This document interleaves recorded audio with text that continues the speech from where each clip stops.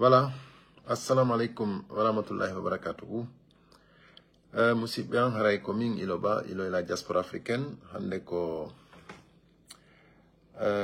dimanche, voilà 6 juillet 2025.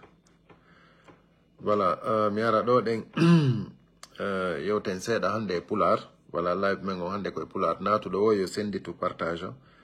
Aray c'est très important écouten do den seeda ko himbe wone wolude. Voilà. Donc en fuɗɗoray ɗo sœur Aminata Bari wonɗo yewtude ɗo fi UFDG aren kadi fi Ousou Falima kañum e Bawuri e fi o jama wonɓe natude probléme ji CNRD.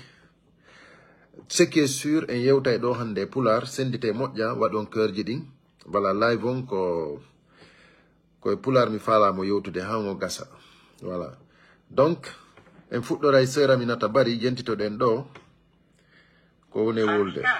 Voilà. Ce n'est pas comme ça qu'on va déterminer au gré de nos velléités que telle action entre dans le cadre des fonctions régulières du président de la République ou n'entre pas.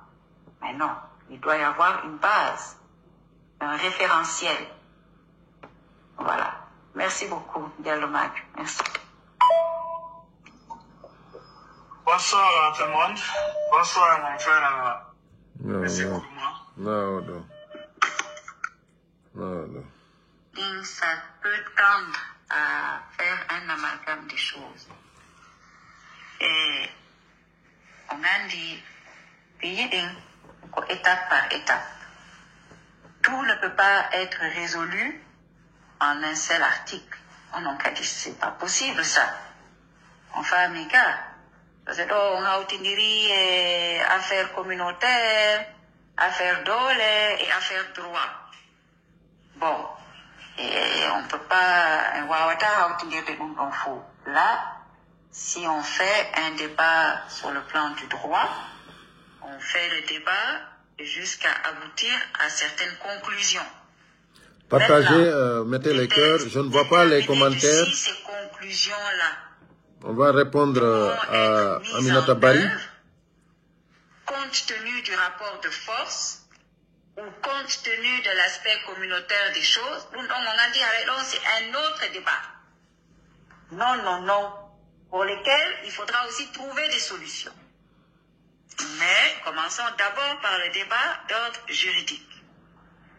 Bon, l'expression est dans l'exercice régulier de ses fonctions, si j'ai bien compris là, parce que je ne l'ai pas sous les yeux. Mais ça, c'est bien lié aux fonctions du président de la République et non pas au statut, et non pas à son statut de président de la République.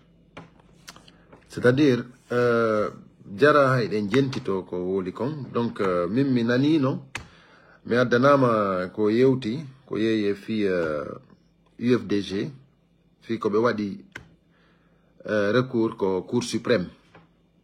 Voilà, kanko wo ko woni o famali ko honno UFDG wawata waɗirde recours ko cour suprême. Joni noon hiɓe andi noon cour suprême on en tant que ɗumannaki ka parti on en tant que délibérali parti on wawata wadde hay fuy. Donc kanko himo mapani UFDG quoi, mo mapani UFDG gilandema transition on ari han hewti ɗo sœur Aminata Bari yewtereji maɗin fop meɗen andi, yewtereji maɗi fof no jentiti. C'est-à-dire an ko fi UFDG hay fus mapinama, fi UFDG hay fus mapinama. C'est que andi min si ɗon yewtude no wani mi wasitay na on guinéen, no wani mi wasitay kon citoyen leydi go hina on citoyen ɓe guinéen ɓe. Donc il n'a question d'être intellectuel ou d'être juriste ou avocat ou n'importe quoi, ou médecin. C'est pas ça. c'est que d'abord ko neɗɗanke yagal ngal taw landa on neɗɗo ɗon kadi koye leydi hondi o jeeya koye continent hombo o jeeya koye leñol hongol o jeeya mais c'est que min mi wawata faamude onon ɓe wonɓe o groupe wiyeteɗo Fouta Media min mi wawata faamude onon critique ji monɗi mi faamali ɗi et puis innon wondema onon ko on critique ay woni onon on ala critique ude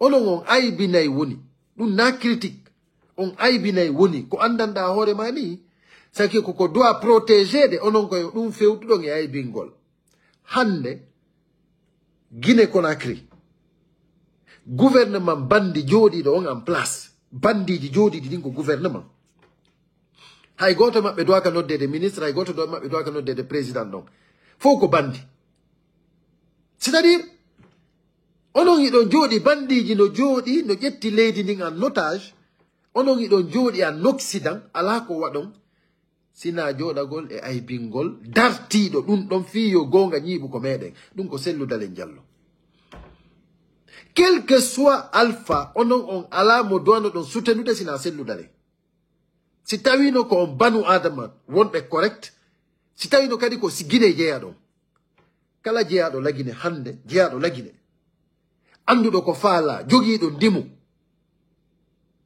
wonɗo conscient on ɗon on o wawata critiqueude dartiɗo ɗi bandiji ɗo fiino leydi moƴƴata par ce que en tant que ndiɗo ɓeɗo bandiɓe ɓe yiwali ko pouvoir leydi men ndi moƴƴata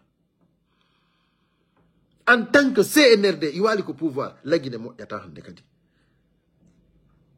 onon on yaali ko wowlon sina fi selludalen onon on yaali ko wowlon sina fi UFDG et puis ɓe inna wondema harana sadi harana aroɓe yewta juuri menen ko juuri men yewtata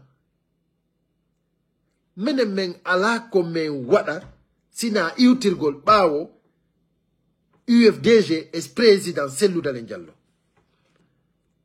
par ce que ko ɓen ɗon heddi joni onon hari koye parti hombo won ɗon par ce que ha hande men nanali ko wiɗon ko UFDG wonɗo ɗon joni ko parti hombo ɗum si tawi ko UDRG parti Bawuri on joni Bawuri awa holli limite ji mum ɗin Bawuri winoɗo wondema laamu feetinamo Bawuri winoɗo laamu feetinamo kañum ko faala kañum c'est à dire kañum no faalira ardoɗo na n'importe comment hino ɗo yewtereji makko ɗi ne wawi jentade seeɗa min on donc mi feetana fi laamu si Allah okkilan woni sabu mi gollana jama o mi wakkilo fiyo ndi leydi yaaru yeeso nunɗal e ɓantal heɓo haray ko alhamdulillah kono heɓugol laamu tun fi heɓugol laamu hara leydi no luttiri ni min on mi toraki ɗum ɗon are noon fewndo sayɗo heɓugol laamu tun hara leydi no luttiri ni moti onon jokkunoɓe Bawuri ɓen fof iɗon hani yiltagol ɓaawa makko hande c'est à dire ko hay fewndo Sékou Touré ko woni wadde fewndo ɗo lagine kon anga respectugo droit humain ala e waɗude wimi on maître Mohamed Traoré hina politicien jode avocat jo wimi on ko son yi ko ɓe waɗimo kon son yi ko maître Mohamed Traoré waɗa kon son yi maître Mohamed Traoré hino ɓorta piya ham ɓandu ndum fof wojji min ɗumon ko c'est incroyable ko ɓe waɗi o ko Bawuri en ɗo noon ko ɓeɗo noon wonno les défenseurs des droits de l'homme en Guinée hino ɓe ɗo ko ɓeɗo noon onon wino ɗon vraiment hino hani ko jonne laamu hande noon ko kanko woni premier ministre c'est à dire ko kamɓe woni nangude yimɓe ɓen wara oɗo ara sutena ɗum Bawuri en tant que premier ministre o suuɗo o fanka bude ko kanko Bawuri ko yeeso makko Habib Marwan Camara nanga ko yeeso makko Aliou Ba Soka pour rien du tout ɓeɗo de fof hande no couvri ɗum ɗo joni Aminata Bari sincèrement si tawiɗa faala opinugol fi lagine on si tawiɗa faala yewtude fi lagine on yewtu no lagine yaltira e wato otage ɗo kono accitu opposition Guinée on Hina haifi UFDG to. Achito opposition guinéen. La Guinée est prise en otage. À famille, à Canada. Donc si tu n'as rien à dire, est-ce qu'il y a famille comme il si tu n'as rien à dire, il y a des gens qui critiques. Hande menen kala ko men tourneri CNRD on no wodi ko critiquer. Ko kala ko miji torda fi CNRD on. Ministre Bemba. Wonbe wadde mouvement de soutien ba. Président Omba. Kambe on ton fo no be woni wadirde non. Be fo gelande ma e witi do président on han ley. Be fo mabbe ko be criminel. Be fop ko be sai ko be bandi. Anga ala fusko wola sina fi UFDG. UFDG, si tu as eu l'élection, ce n'est pas ton problème. Quand nous UFDG UFDG, quand nous tampons UFDG. Mais maintenant, il y a un ko foot média, mais dans tes yéotéréji ko foot média. Mais moi, je me demande, on a confié nous map en tant UFDG. UFDG, il y a élection, ce n'est pas votre problème. On a une politique, c'est-à-dire politique, c'est quoi? On a une politique de prostitution. Goddo no wa yawde do iwa do yarato ko hondum innoton innon on tigi no woni libre menen non dum don non tu n'es pas libre. Ça a la engagement politique, détermination. Ça a la conviction do wata nato e politique yalto fes. Yow ayna anna imadi ma be imadi ma wada boutique ma on. Ma yahaye ya café. Mais wada goddum go quoi mais ne rentre pas dans la politique. Hande sabu modo gonon do den wonbe opinude d'une manière mianda très prostituée, c'est-à-dire manière très tchaga no yewte ton non, c'est-à-dire si tay hawri, c'est-à-dire netdo fo netdo no do wadde tchaga yagal fi no nyamira quoi. Mene mengi da si fadi référence jido. Hande no bawuri wonir no hanki non. Hande wara wada dum do harakadi don souteni dum don pourquoi il don souteni dum don. Menen sellu dele. Ko wi no men gonko ba Mamadou accuno mo don fi combat politique on fi no laamu go hebora hangando yo hal don taw so iwno non de go yaari nokkugo madum o nangue collaborugol e gouvernement on fi no hebira mais haray no men yaltino men woli ko hondum hadi men critique mo parce que men yali ko men critique mo ko men yi ko men critique mo ko erreur humaine in erreur humaine non men critique e di der na ko kene kanko ko erreur humaine ji o wone wadde. On non, c'est-à-dire, il don't want the himbe be ananda oromani, c'est des traîtres. Ko traître be. Onon ko ben wondon yigol, on critique. Non. Les traîtres, wano usufali main, ko onon fo protéger no mo do fe ondo nati, fe ondo futti tun jibugol parti o. Mene me yalta no me wola tum be inna no, acce onon on anda politique. Politique nano kala wido yeyi tun e gouvernement tun onon nango ngi critique gol mo. Ko onon fo wonno wolde dum. C'est-à-dire, Ousou Fali m'a bay foot que tigi. Wadugol merde et der UFDG. Ko ono fo wonno mo bakande. Parce que mimi foot dino ke mo nebi, mi hakki no ke du nebi. Quand j'ai commencé, himbe buyare no ko privé ben non accu kri dugol mo so woni ko gouvernement ton no mojjani ko hondu non joni dun do nafi en. Woni ba wuri ba. Ko ye e gouvernement ba. Woni Ousou Fali maba. C'est-à-dire, si tawno haranum beteke mo bema be jokkuno avantage mum personnel. Sali jibugo leydi ni mais areno c'est bon. Mais ndare do de joni bawuri kanko tigi na kanko tigi wonno yeta de wondema y a des choses qui se préparent. Oh, les grands partis, les petits partis, ceci, cela, bientôt ça va se savoir. C'est-à-dire, kanko tigi hari o andini e wondema ko be woni préparé kon andoto ko mboni nyano ko mboni tosoko. Jonnon ko odo no wino kanko ida laamu n'importe comment. Joni ono YouTube be baawo makko be. On andi joni ko honto limite makko on. Ko han honto yidi ko moƴƴi. Ko han honto darani avantage intérêt makko personnel on. Joni on ko hombo non e modon jokkunodo baawuri ba. Jokkudo Ousou Fali ba. Onon ko honto mardon ko critique on selludale. Ko honto mardon ko critique on selludale. Donc, haray min ko minata, sera minata bari, onon be wombe mianda futa media. C'est-à-dire, si tayi no wodi ko wawdon critiqude, say no wodi ko faala don opinude, on dabbay ko opinon. On dabbay ko opinon. C'est que UFDG, ko UFDG tout wodi la Guinée. parti politique fewno ɗo ko UFDG tum wodi onon noon si tawi joni ko faal ɗon ko yo artu o tan colonial PDG RDA hara ko sadi joni on watti hay CNRD parti politique quoi joni ko CNRD woni parti politique on quoi sina ɗum modi no ɓe woni combattirde UFDG parti bajjo on si tawi kon yimɓe kon banu adama kon citoyen ɓe guinéen hay son wonano ɓe UFDG wonton ɓe UFDG inno ɗum ɗo ɗen on va le combattre parce que ça c'est de l'injustice mais ko ɗum mi andi e banu adama ɗum ɗo si ko Sénégal waɗiri ko Sénégal ɓe fof immoto darano UFDG sabu honɗum sabu neɗɗanke yagal ngal mais onon vous êtes mauvais hein onon ɓe guinéen ɓe billahi vous êtes mauvais mais à un moment donné même je me dis mais pourquoi même ça dit pourquoi même minati au combat politique guinéen quoi mais ça c'est très méchant c'est très méchant mignon yo yimɓe banu adama wa uni quoi tawa hiɓe wakkili ɓe yiya bandiji ƴettuɓe pinka jatti laamu inni troisiéme mandat moƴƴa sabu parti politique UFDG on kañum eɓe ɓe ha wondunoɓen fof anadon e fof hiɓe waɗi combat han waɗɗo troisiéme mandat on itta ɓay ɓe waɗi mandat o ɓayɓe ittimo koko fief maɓɓe ko axe ko ton ɓe naɓuno hay président on fi tuyo ɓe wawa heɓude popularité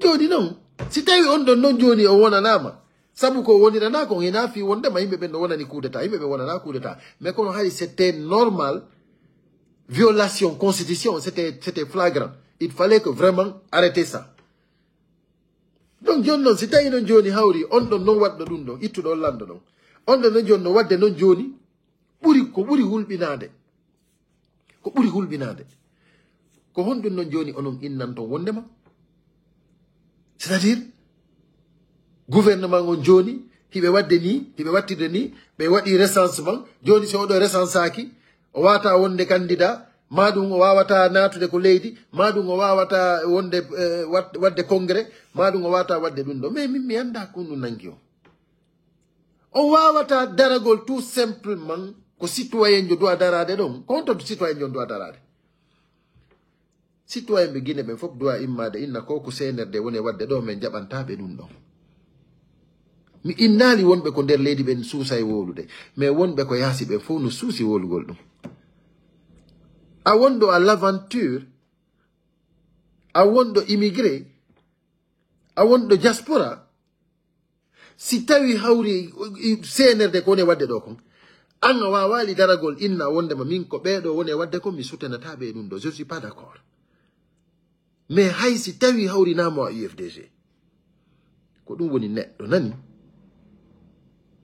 o en mo jogi ɗon itte ɗum e ɓernde mum sina ɗum vraiment ko Allah jomiraɗon tigi woni wawata jaɓude lagine moƴƴa o en mo jogi ɗon billahi son ittali o en mo jogi ɗon ko Allah jomiraɗon minne o jaɓata lagine moƴƴa par ce que neɗɗo fof neɗɗo hino doit andude vraiment ko boni kon doit ka encouragé de ko hombo inni ɗo ɗen hombo woni innude ɗo ɗen wondema UFDG no hani réintégre ɗen ɓe yaltuɓe ko parti ton ɗen na ministère de l'administration du territoire et de la décentralisation MATD o na kamɓe wowli ɗum justice on ko ɗum wowli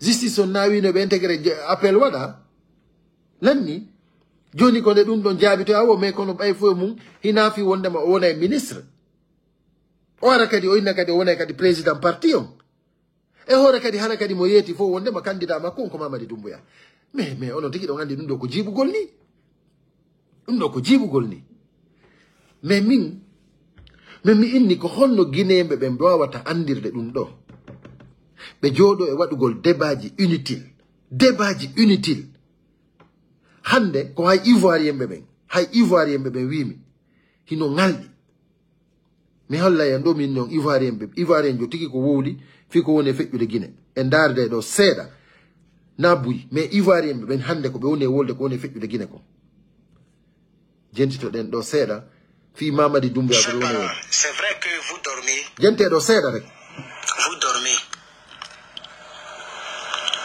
oui il est 18h41 je suis le 5 mais vous dormez. Je vais même voir, il est quelle heure en Guinée. De Guinée Conakry. Il est minuit moins 9. Minuit moins 9 pendant que je fais cette vidéo.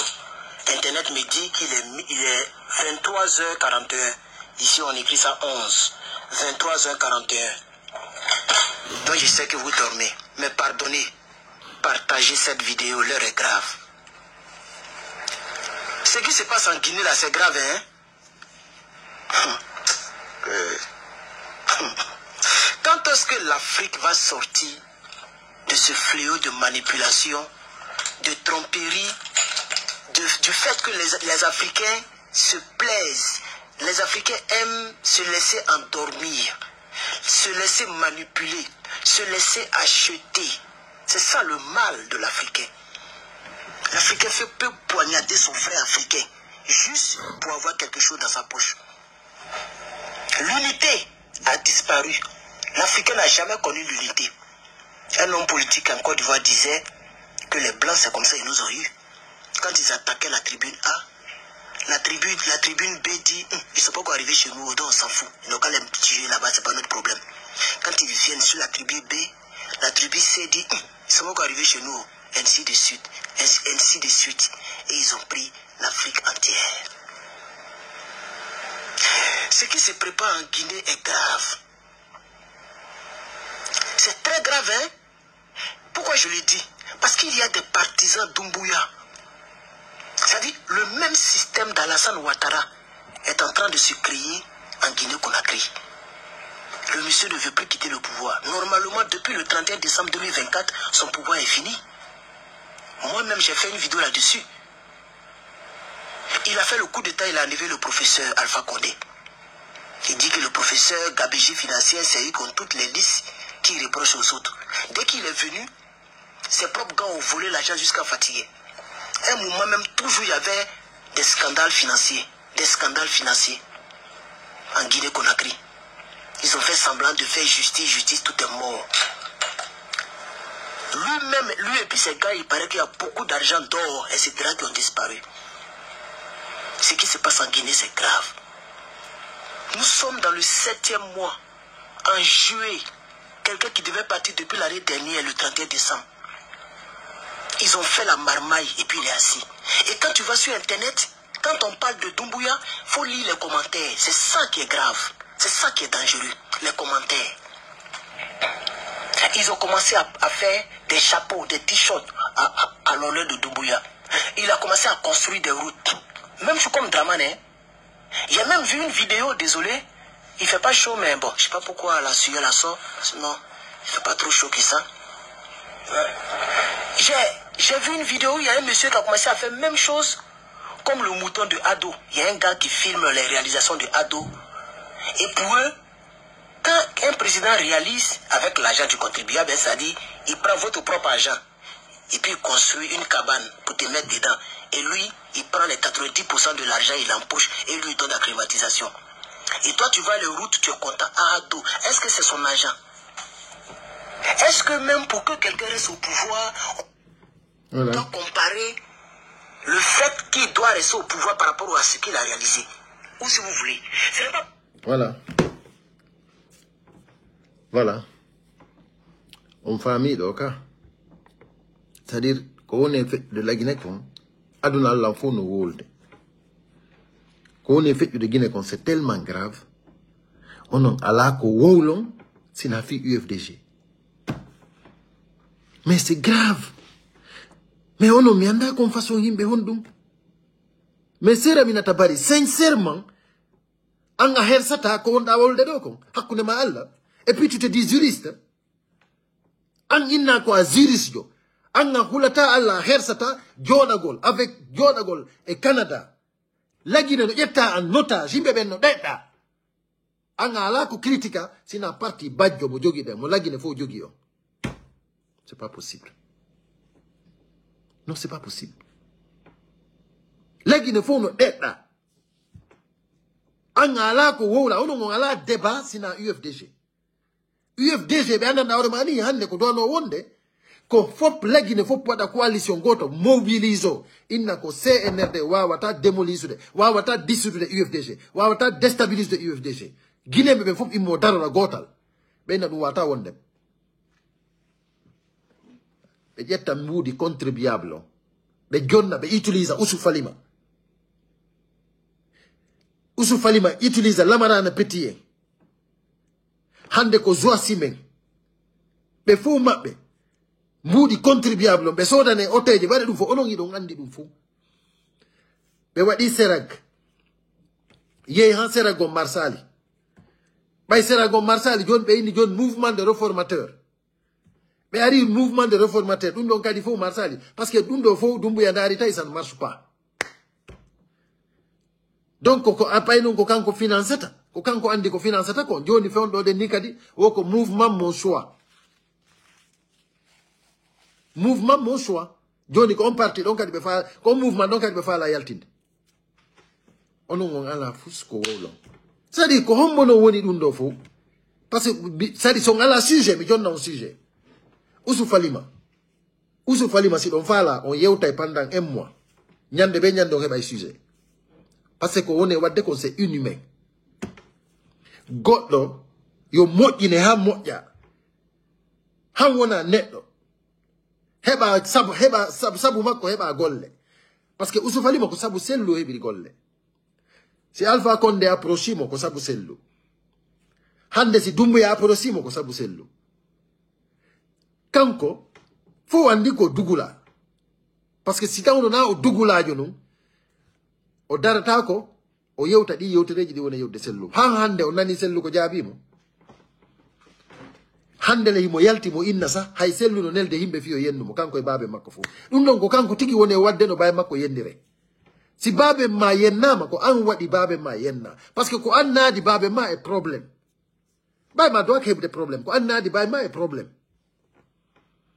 parce que ça wawata jokkude criminel jo himo utiliser mo fi lancugol parti on onon inno non o wona ko der parti ton den fi yon latin dum don himbe be jabana on du wata wonde hombo woni anda Ousou Falima déjà fowno anduno fewndo législative jidin mais anda sina en 2013 no mi anda quelle année fewndo wonno député Koundara Gawal mais Aladji Sellu propose no babe makko mais Aladji Sellu babe makko propose no fi be jogi expérience yobe wonu dumo yobe wonu candidat mais Ousou Falima a refusé mais nous vomi mi halana no manebi sari Ousou Falima il a refusé catégoriquement mais on est do de kombo waccata babe makko propose fi wonu candidat wongol maire wongol député Gawal o sali o inni wo ko kanko wonata o inni o si baye makko wo si tay baye makko tun tawi ko baye makko wonata imo sodannobe otowal Mercedes o jattay ngal o inni ay otowal ngal o jattay si tay baye makko woni candidat o accata hay goto onon o ronku sise ko yewton hakkunde mon yalla Ousou Falima c'est-à-dire o inni ono endarani o inni minyam makko inni mo no artude Conakry fi hettugol terenji mabbe di o inni minyam makko sa hewti ko aéroport mi yetoto be wadu ko boni ko der sakuji ma tonde me nange mi sokete minyam makko nene goto woli dum do joni odo no wiido ƴettay piiji bondi wada ko der saku ko valise minyam makko fi tu yo minyam makko soke on ko honno wawata accirde Aladji Sellu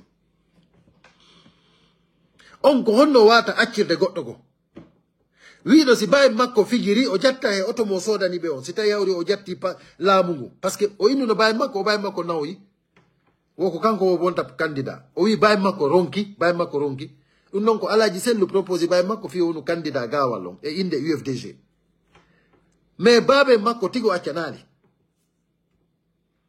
yo non o wadi duma hono entana baye makko kanyum accanimo o woni candidat mais ko mi woni sifintirana ande on do ko fi on andi to ko andudo ko fi andintingol no onon non wonbe jokkude non président Cellou Dalein Diallo e UFDG modi no wodi hande sujet di yewton ndare ko CNRD woni utiliser Bawuri ndare ko CNRD woni utiliser Bassirou Diallo ndare ko CNRD woni utiliser Ousou Falima ndare ko Ousou Falima woni utiliser Lamarana Petit mi nani Lamarana Petit no wadi intervention mi yali mo taw goddo hala ni lan wondema mo woli wo fi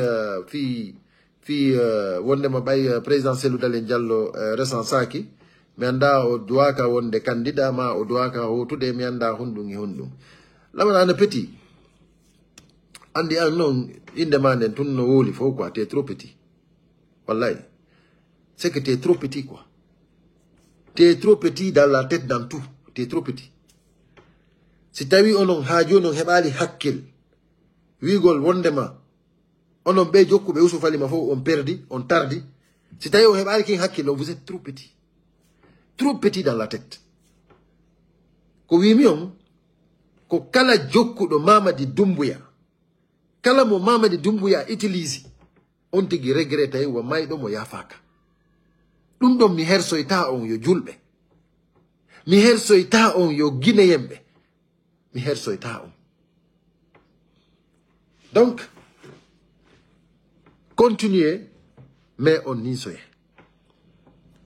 si tawi non joni Ousou Falima labani on poy wondema kanko o faaliraka parti on fiyo wonu candidat kanko ko yo hendo parti on o jonna Mamadi Doumbouya dum don labani on poy ko hondum faala don hande kadi ko hondum faala don hande kadi joni ko yimbe ben jodo akkirani combat on jetta parti o jonna Ousou Falima jetta parti o jonna Mamadi Doumbouya on doni ko faal don awa haray ande haray appel jidi si dudi manno to quoi plantay quoi awa haray ande on wara yimbe ben fu parce que menen men jabanta on dum donc Ousou Falima c'est la fala continue mais femma on yurmoye ça je te mens pas bay hino ko wawda ko menace gol ko dum wawda menacer les gens tu vois non donc tu fais des menaces comme ça par exemple wano ko menace no dami kon ko sifa dum nodda himbe menace yeto da himbe yo dumanno ay ndare do de min wano o voix mo mi woni wadde do ono wonbe do be wono no gasa on hawre mum ma on hawrali je ne sais pas dum do den nda écoutez onon tigi ndaron si tay no nandani on e voix makko e si nanda e voix Ousou Falima on parce que mimmi inni mi do sipsoni ko kanko ni jentite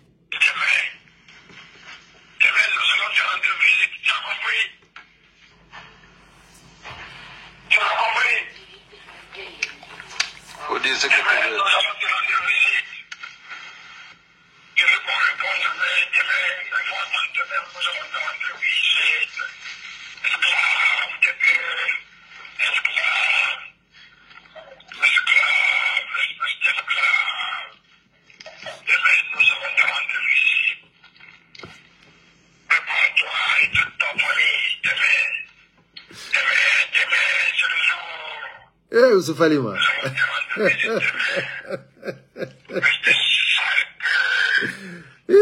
Non, Ousou Falima, c'est pas la peine quoi. Woko ministre des Transports. C'est-à-dire, quand on go ministre, no mettiti mi quoi. C'est hari ayna ministre hande hebaki la Guinée. Oh, wonu ministre minuma, c'est-à-dire fonction publique mettiti jamao. C'est que, heureusement, c'est-à-dire, heureusement pour la Guinée, qu'il y a un gouvernement d'exception. Parce que si on doit avoir un gouvernement légitime, on doit. Donc voilà, Ousou Falima, il y a un gouvernement d'exception, tout va avoir des ministres. Gouvernement en deux formes, légal, légitime, on va avoir des ministres. Alors on CV donc. Tu n'as pas ce CV là. Ah. Donc, voilà. Haray, comment dirais-je, on nomme femme ali ben, femme, une bonne fois pour toutes.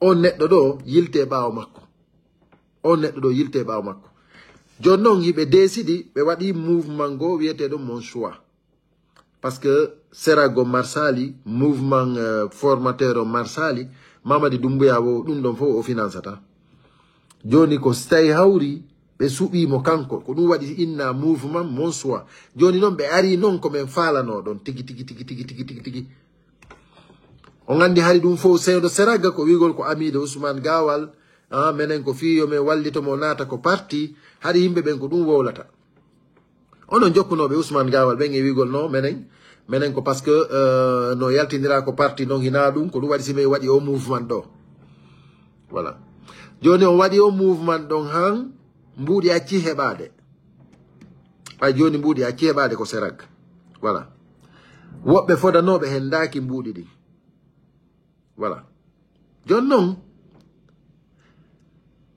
ɓe iwi Seraga ɓe ari mouvement de réformateur hay ɓe waynaki ɓe Seraga ɓe ƴetti woɓɓe goo kadi ɓe waɗi ɓen ɗon à la base ɓe Seraga wonnoɓe Seraga woɓɓe ɓen seytini indi menen men andali hay mouvement go waɗama joni Seraga ala awa ko teddungal e mon Seraga on siɗon faala onon witinoɓe Seraga ɓen siɗon faala walline siɗon faala continue kono hande kadi on ala ko mbuuɗi wa lanni ton on hande kadi mbuuɗi financetake nani ɗum ɗon mi andi ni on ɗum ɗon ko wakkili ɗon ton wo ko perdi ɓay ɗon andi ko mbuuɗi jokkuno ɗon fo mum koye prostitution won ɗon joni ɗo ya waɗu cagayagal kado accu ndara beteke ko yoɓeteɗa mbuuɗi joni arte ko mouvement mon choix joni koko mouvement mon choix ko ton mbuuɗi heɓoto joni artire ɗon kadi en tout cas si tawi on continue ɗo ko Seraga ton ande ɗo kisa hande kadi haray cagayagal mongal haray ko gratuite ɗum ɗon ça ne paye plus voilà donc haray min ko min nata on ari noon komin falano on ɗon tigi par ce que fewdo men wowlayno wondema ko wonɗon wadde ɗo ko ɗum ɗo ɗe moƴƴa par ce que Ousmane Gawal na fiyo natiti ko parti wonɗon ko fi jiibugol parti on woɓɓe mo yedduno maintenant ce qui est là c'est que mouvement mon choix on koyon andu ɗum ɗon ko CNRD on inni kala ko ɓe financata mbuuɗi haray koko tawata ni koko ɓe soutenete kamɓe hara fof no andi ko fi suɓugol ɓe kamɓe onon noon joni ɓe andano ɗum ɓen ko teddungal e mum onon winoɓe kon Serelag onon winoɓe kon réformateur joni ande kisa ko si on ƴetti mon choix mon on ko hombo ko Mamadi Doumbouya laaɓi si tawi laaɓali mi fillito onon wonnoɓe Seraga mbuuɗi ala hande kadi financement ala donc an Souleymane honno Souleymane ɗo ɗen Souleymane on no wiyantelanni Kaaƴel wonɗo ɗo on pari ɗo awa hande kadi koya andu si tawi hawri ko an wiyete Seraga France ɗo andu hande kadi c'est fini prostitution ma maintenant c'est cadeau voilà kala ko waɗɗa ɗo tu ne seras pas payé ça c'est moi qui te donne cette information voilà si tawi noon ko naɓaɗa hajju ko an e ɓeygu ma ɗum ɗo yonima baale y a pas de problème donc onon jokkuɓe ɓen fof onon jokkuɓe ɓen comment dirais-je Serelag on fof moɗon iwi ɗon ɗen kadi woɓɓe mon iwoy toon ɗen kadi ari mouvement réformateur ande hande kadi c'est terminé par ce que ɗo hande kadi noon joni koyon watto dolokum Mamadi Doumbouya kum na dey dolokum Ousmane Gawal na dolokum Ousou Falima dey wattata ɗon joni kon watto dolokum Mamadi Doumbouya watto ɗon keppiru Mamadi Doumbouya yalton inno c'est mon choix voilà simin inni noon kon caga on yeddayno men joni cagayagal mongal onon tigi ko dolo koye mum koye wattato ɗon dolo koye caga koye tigi wattato ɗon yalti ton e yeeso aduna o fof yiya on ɗum ɗo noon wiyete neɗɗo mo anndanɗa hoorema ni perduɗo elam perde ndimu neɗɗo mo ala valeur ɗum ko kala jokkuɗo Ousou Falima ela jokkuɗo CNRD on ala choix c'est à dire hande on fof moɗon vous êtes des prostitués ɗum ɗo noon rewa paykumma mawɗo de rewa ardiɗo dina ma dawla de on fof kon caga ɗum ɗon c'est à dire je mange même pas mes mots parce que on fof on andi Mamadi Doumbouya o jamfike leydi ndi fof on fop modon on yi ko hudi ko kamilure on yi ko prêter serment on fop on yi dum don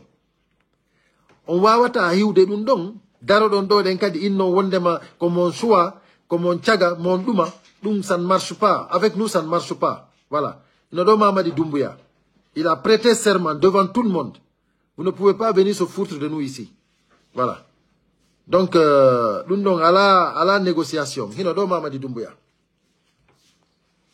Quelques rappels. La Guinée étant une république laïque. Okay.